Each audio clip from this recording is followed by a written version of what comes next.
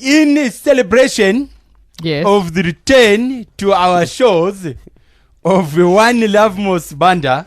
You did the Bart Bridge triathlon. Exactly. The jump, the swim. Yeah. And the Mr. Crocodile.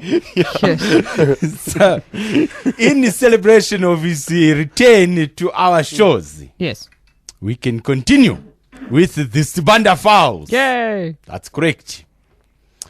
Rian sent an email. Rian Schmidt sent an email saying, why don't you put a CD of all the Sibanda jokes together and sell it for charity? Well, Rian, we were talking about this last year. And Vin Diesel, our engineer, has already started trolling the traffic jokes. And he's pulled out all the Sibanda jokes we've had so far. And they've been corkers. And yes, and what we're going to do is we will put together in the next month or two a Sibanda Fowls. That's the Sibanda Fowls, spelled F-O-W-L-S. Yes. The Sibanda Fowls. Yes.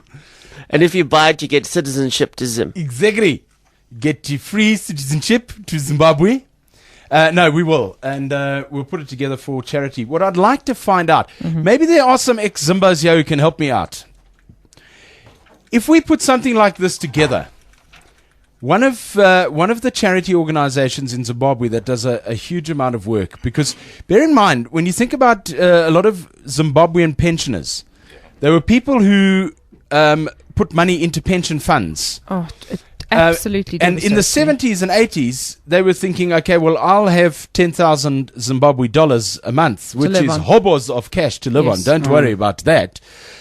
In those days, the Zimbabwe dollar was the strength of the US dollar. Yeah. And they were looking at it from that point of view and going, oh, 10,000 Zim dollars. Hey, that's just beautiful. I can just have a laugh of beauty. 10,000 Zimbabwe dollars now won't even buy them a loaf of bread. Their beautiful nest egg can only buy an egg. Yeah, exactly. Not even. So maybe there's some Zimbos around. I know there's an organization called SOAP. Yes. Save Our Aged Pensioners. Maybe there's some Zimbos around who can tell us the best way to do it. Would it be better to put together food parcels here and get them shipped to Zimbabwe, to SOAP, to get them distributed there? Or would it be better to get the money into Zimbabwe and get the food parcels put together there? And how much would it cost? I mean, what sort of money are we looking at having to raise here? If you can help us there, then pop us an email to raw@highfelt, because I think that's probably the charity we would go and go for. Yes. In this particular instance, with this Sibanda Fowls. So there we are in Zimbabwe. Yes. And Sparky Sibanda. Sparky Sibanda. He used to be an electrician, No.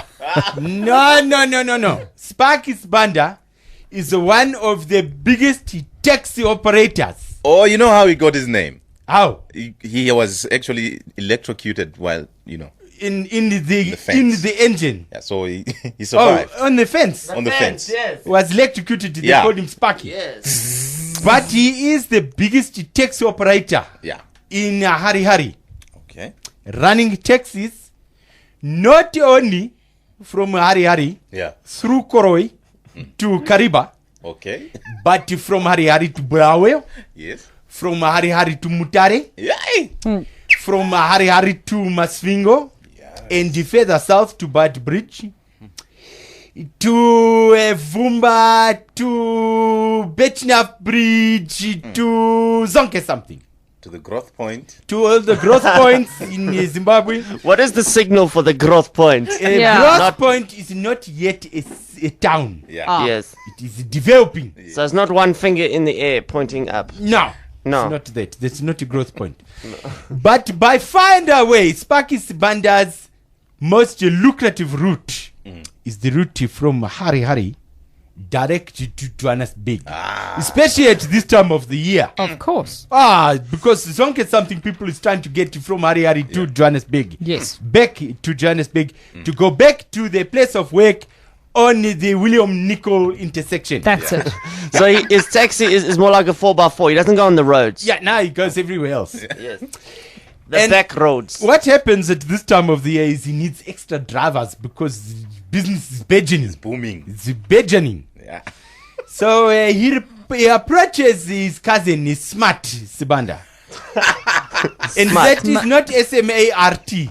It is S-M-U-T. Smut Sibanda, because they're dirty little bastards. This one. Lovely. Jesus, Smut Sibanda was the one when he was at the Robert Gabriel Mugabe Secondary School in Masvingo.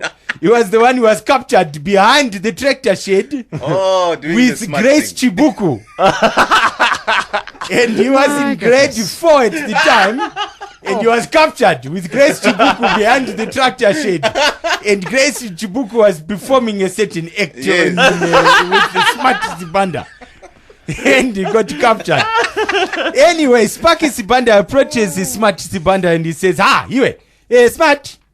I can see that you're not currently unemployed and you are in dire need of money, and I'm offering you a job because you have a driver's license. As a taxi driver on my highly lucrative route from Johannesburg to from Harare to Johannesburg. And Smart says, no, that's very beautiful. And he says, you can start working today as a driver. Your starting salary is 2,500 rand. Wow. Pebu in Johannesburg, and that's Smart almost 20 million. It's 200 zillion. Sure.